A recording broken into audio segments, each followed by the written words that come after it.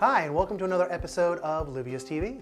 I'm your host, Jason Breitkoff, and today we're going to be talking about a topic that a lot of folks have been asking us about, and so I put a lot of thought into it and I wanted to share my thoughts with you. We're talking about the transition from elementary school to middle school. Now, everybody remembers the warm, fuzzy feelings that they had when they were in elementary school. You've got your one teacher who you spend all day with, the same group of 15 or 20 or maybe at some schools even 25 kids in class all day, and you get to know that teacher all year long. And that teacher, usually at the elementary school level, most of the teachers are women, so usually she's a big influence on you as a young person, and we all have real fond memories of that one or two elementary school teachers who meant a lot to us. And even these days, with the focus on STEM and other special topics, a lot of elementary schools still have music and art programs, and they do get pulled out to work with specialist teachers for those programs. Most students at the elementary level still spend all day long with one teacher.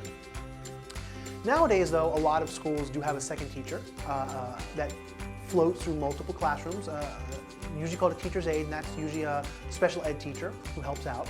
But for the most part, it's still like it was back in the day. One teacher, first grade, second grade, fourth grade in elementary school. And then the transition to middle school. Middle school is a completely different thing. And in addition to our own, as adults, terrible memories of middle school, most people have their middle school horror stories.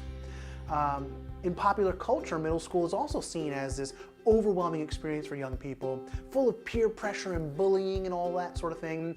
And the truth is, it's not as bad in the real world as it is in the movies or in our memories.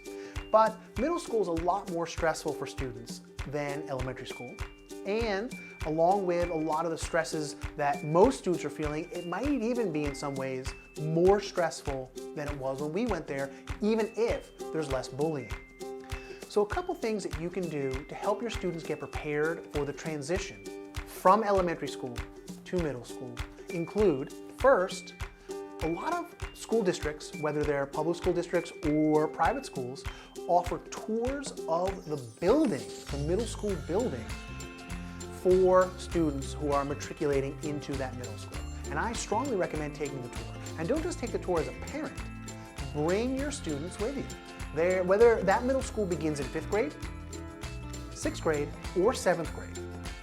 The students are transitioning from a school that was probably physically smaller and had a lot fewer students. Remember, whether it's a middle school that's a private middle school or a public school middle school, students are usually coming from multiple different elementary schools. So you might have 2, 3, 4, 5 different elementary schools, all with 1, 2, 3, 4, 500 students feeding into one middle school that could have as many as 1,000 students, which is a big difference from a small, personal experience-based elementary school. So taking a tour of the building, knowing where the classrooms are, where the sports facility is, gymnasium, etc., where the arts facility is, the auditorium and music classrooms and art classrooms, etc., knowing where they are, knowing where the cafeteria is, knowing how to find the bathrooms, can really help students transition into middle school a little more comfortably at the beginning of their 6th, 5th, 7th grade school year, whatever year that elementary school starts. A couple other things are really important as well. Academically, there's a few things to think about. First, students go from having that one elementary school teacher to having 2, 3, 4 teachers at a time and having a more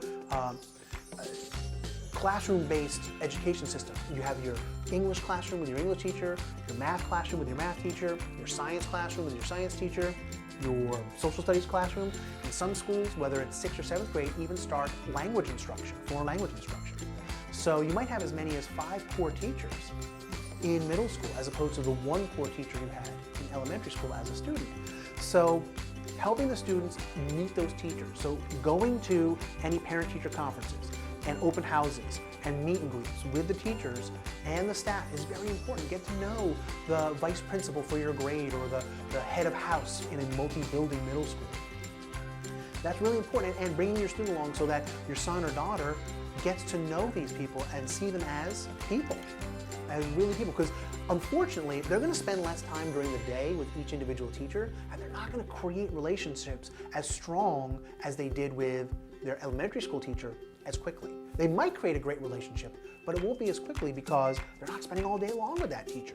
They're not there from the first thing in the morning till morning meeting, end of day meeting, snack time, all the things that they spend that are more social and less academic with their elementary school teacher, they may not get to do with their middle school teacher. So getting to know them, meeting them outside of class is a great way for students to do that. Speaking of academics, another great thing to do is to understand how homework works at the middle school level. Now, there is a movement going on in American public schools to reduce the amount of homework or even no homework solutions where students do all their work in school. Unfortunately, most students are not going to experience that. Most middle school students are going to have homework. The amount of homework students receive in elementary school can be measured in minutes. It's usually about 10 minutes per grade level. So even a fourth grader might only get 30 to 45 minutes of homework per night. Middle school is completely different. Recent studies by different organizations show that students may get anywhere from 1 to 3 hours worth of homework at the middle school level. That's a completely different experience. So understanding how homework works, keeping track of it, and using the tools that the school gives you, like an agenda book, to manage your homework is a huge shift for middle school students. So understanding how that works as a parent and as, in some ways, your own student's primary educator is really important. Get to know that agenda book. And most schools are online these days. They have programs like Google Classroom, PowerSchool, Aspen, and those are just the 3 that my own experience has introduced me to, whether as a teacher or as a parent. And there's many, many more. The school's going to give you a login. Log into that. Look at what your students are working on. I know your students are going to feel like you're checking on them and you don't trust them, but that's not what it's about. What it's about is just knowing what's going on, understanding the workload they're getting so that you can help them out. You might not be able to help them with their homework anymore. Keep that in mind. And it's not that you as a parent are not smart. You're plenty smart. I mean, you're watching this video. You're obviously looking to be more informed about what your students are working on. So it's not about that. What it's about is you as an adult went to high school, graduated high school probably, went to college probably, graduated college probably, and may even have gone to graduate school. And the further you get in school, the more and more focused you're getting. If you're a lawyer, you don't think about science anymore. You don't take science classes in law school. If you're a doctor, you don't take history classes in medical school. You just don't. So the further along you get in your education, and once you're out of school, the further along you get in your career, the more and more focused you get.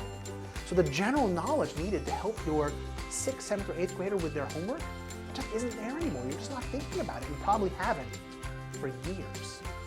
So don't beat yourself up about that. Realize that you may not be able to help your middle school student with his or her homework anymore.